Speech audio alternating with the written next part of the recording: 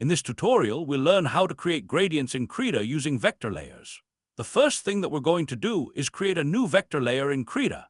Then we'll select the rectangle tool and draw a rectangle shape in our vector layer. After we've drawn the rectangle, we'll click on the Select Shapes tool in the toolbox and click on the rectangle to select it. With the rectangle selected, we'll be able to see its properties in the Tool Options docker. We can use these to modify various properties of the vector shape. We'll click on this tab with the paint bucket icon to change its fill options.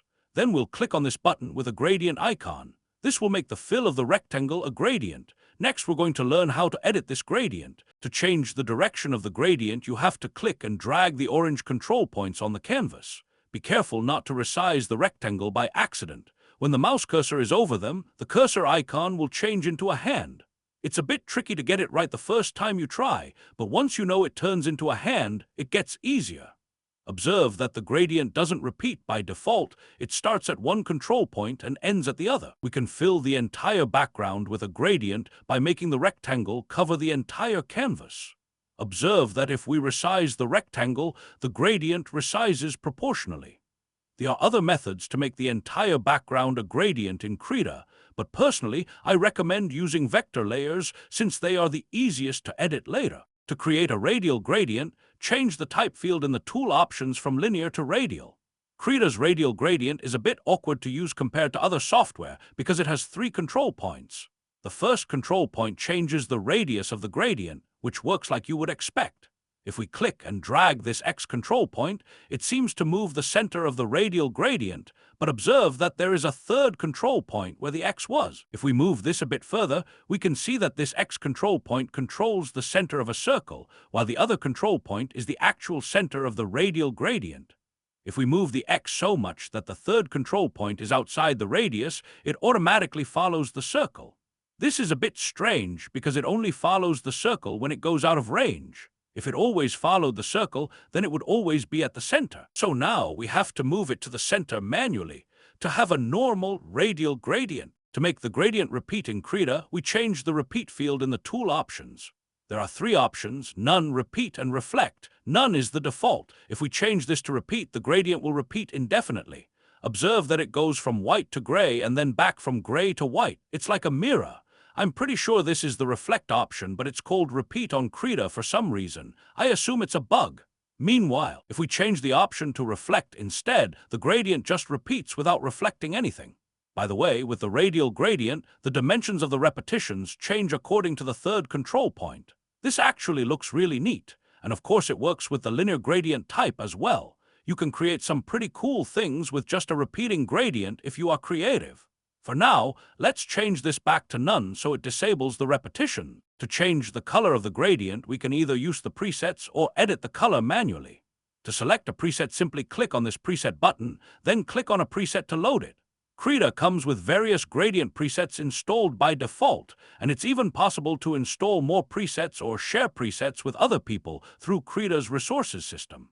To edit the color of the gradient manually, we use these controls here. This preset is a bit too complicated, so let's change back to a basic preset first.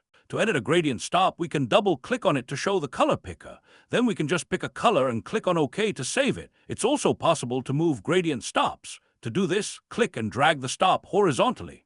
To create a new gradient stop, we click on any empty space on this gradient control. The new gradient stop will be created with the color of the position that we clicked on.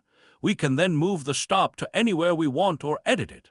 To delete the gradient stop, click and drag it away from the gradient control. After a certain distance, it just disappears. In Krita, it's possible to make a gradient stop transparent, but this feature is a bit hidden for vector shapes. First, let me make this gradient stop red so it's easier to see when we make it transparent. When we click on a gradient stop in the tool options, it becomes selected, although it's a bit hard to tell. First, we're going to click on the red gradient stop to select it. Then we're going to click on this button with 3 lines at the right, which displays a drop-down menu. On this menu, we'll click on Edit Stop. This will open a strangely narrow dialog box for editing the gradient stop. In this dialog box, we can find the control for changing the opacity of the gradient stop. This field actually used to be on the Tool Options docker on previous versions. I'm not sure why it was hidden like this. But once you figure it out, it's easy to create transparent gradients in Krita. Krita technically has the ability to display and edit SVG mesh gradients, although I don't recommend it. To create a mesh gradient, first select the shape, then in the Tool Options docker click on this icon that looks identical to the Lock Alpha icon for some reason. Then you'll want to pick how many rows and columns the mesh should have. To change the color of a point in the mesh, click on the control point to select it. Then in the Tool Options docker click on the Color button to display the color dialog. Although this looks very interesting at first, if you try to use this mesh gradient, you'll quickly realize that it's simply too much work to use it with complex meshes. If there was something like a brush that could move all of these control points together, that would be much more convenient. Right now, it seems it's only usable with very few rows or columns. This is how you use gradients in vector layers in Krita. Thanks for watching. Don't forget to like and subscribe, and see you in the next video.